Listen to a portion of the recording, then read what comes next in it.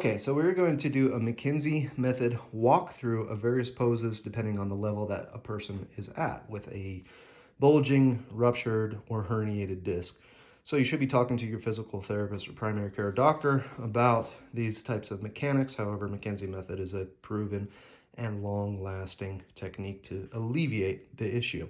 So for level 0, I'm going to have Casey grab that pillow, kind of fold it in half, and she wants to put it under her belly more than under her hips. Now, getting on top of that might be a little bit slower for most folks. If it's a really bad situation, starting here where you're laying face down and just hanging out, how she has her hands down underneath herself. So this is a fall long. So if you need this position, get in this position, start up here. Now I want to focus on the breath. So what I want you to do, Casey, is when you inhale, I want you to imagine that you're inhaling into your bladder. So really low, down, nice deep inhale. You can see your back move a little bit there. You come down here. And you hold that breath for about 5 seconds and then release and let it out. So that's an inhale, you can see it, holding it, exhale. And when she exhales, that's where a little bit more of that back extension naturally will come in. So if you need to stay here for a minute or two, that's fine, but we're going to try to progress along. But if this is the level you're at, stop here. So for level 1, Casey's going to go ahead and just kind of shimmy that pillow out from the side of her. So pull that pillow out. Level 1, no pillow, just hanging out at the bottom there. Exact same thing going on, so she's not yet trying to get up any higher than this, but this position can be pretty uncomfortable for quite a few people depending on the situation of what's going on with the back. So it's just the same breathing technique, so deep inhale down into the bladder area, almost into the bowl of the pelvis, breathing really low, holding that breath for about 3 to 5 seconds, and then exhaling and trying to bear that for 3 to 5 seconds as well. So holding that from here for the next level up, we'll call it level 2, she's going to start to do press-ups. So she's going to put her hands on the ground, kind of beside her, the tops of her shoulders. Yep, they're in there. Now she's not going to do a full push-up. I want you and her to keep the glutes as relaxed as possible in this movement. So relax the glutes, and what I want you to do is to press your chest up off the ground so that if you were on your elbows, your spine would get to about that height, all right? Yep. And nice and slow, and use your breath on it too. So you can kind of take an inhale at the top, hold it, let it relax there, come back down. So take an inhale into your bowels basically. Exhale, let it relax. And give me about 10 reps on this one. If you can take 10 reps, great. You might just be even fewer reps than that. If you can do 10 reps comfortably to this position, then you can do more of a classic traditional Sphinx pose from yoga. So that's the next pose. But if you're working on the progression, do those 10 push-ups, and then I just want you to put your hands in front of your head and just relax it. Like, put your head on your hands. Yep. If you need a moment just to chill it out right here, that's totally fine. Otherwise, get that 10 or so reps. So now we're going to go into a traditional Sphinx pose from yoga. So Casey's going to put one elbow on the ground, second elbow on the ground. Bring your elbows forward in front of you. Not that high. Bring your elbows forward. There you go. Okay. So this is more the back angle that you're looking for. And this is a good place. This is actually where a lot of people should be probably getting to. And you just want to do that inhale deep into the stomach. Hold it. And do about 5 breath cycles here. If you're taking your breaths nice and slow for 3 to 5 seconds on the inhale, and then holding for 5 seconds, that will easily cover 30 plus seconds in this position right here. With that type of stress as well, you can always return to level 1 where your hands are on your forehead or your forehead is resting on your hands. And you can hang out there as long as you need, hopefully 30 seconds or less in between. So if Casey goes back down, so now we're going to do a little bit adding some lateral flexion to the spine. So we're going to do this in the low position first. So I'm going to have her extend her hands out in front of her. Yep, to the side. Yep. The other hand goes out to the side. It creates a little bit of rotation. And then she's going to do the same thing to create a crescent moon with her body. Good. And here she's just resting.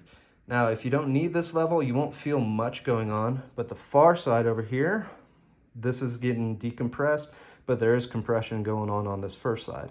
So this is kind of an intermediary option here Now can you show me the same thing with being on the elbows?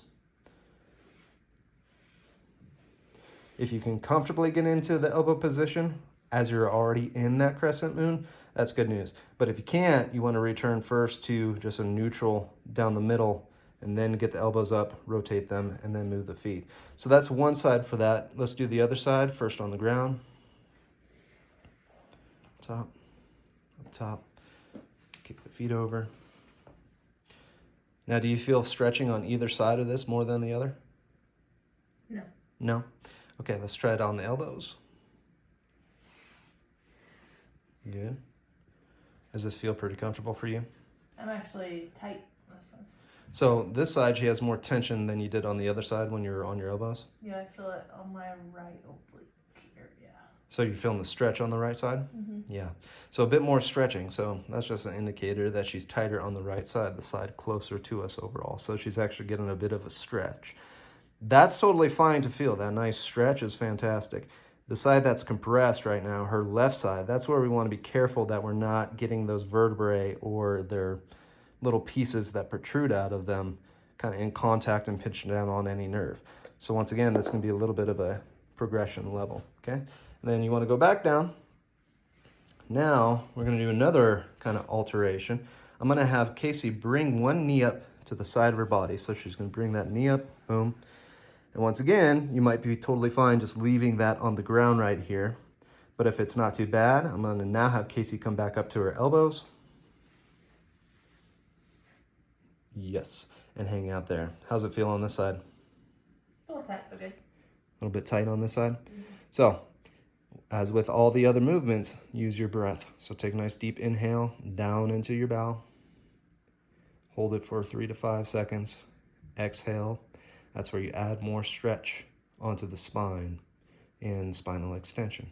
During the inhale, it gives you a little bit of a break. And as you're holding that, it's a little bit of a break. And as always, the glutes should be nice and relaxed right now. Okay. Then you can let that down first through the elbows and then bring the leg down. And then you can get the other knee up to do the other side. Good. Rest if you need to. Up on the elbows if you can. And use that breath once again. Nice deep inhale down into the bladder. Holding it. That actually takes the tension off to a pretty decent degree. Then exhale, and you're putting more stretch onto the spine. Pretty comfortable on this side? Uh-huh. You feel the stretch like you did when you were doing the crescent moon? Not as severe, but yeah. Okay. Some people this position is worse for. Some people this position is more comfortable. So I just want to go through all those different positions. Okay. And then we're going to be doing the press ups again, but this time we're going to try to press up towards cobra. So this might be at a level that's totally no. Don't even worry about it. You might be all the way at level 0 or just level 1, and that's all you're comfortable with right now. So from here, she's going to put her hands to her side again, just about at neck shoulder height. And she's going to do press-ups, but higher than elbow height of what she did last time. Now, she's really good. She doesn't have a lot of back pain, and she doesn't have the bulging disc. However, kind of give me an intermediary step. So you almost came all the way up. So there will be some elbow bend remaining on each one of these, and use a breath in each one of those reps.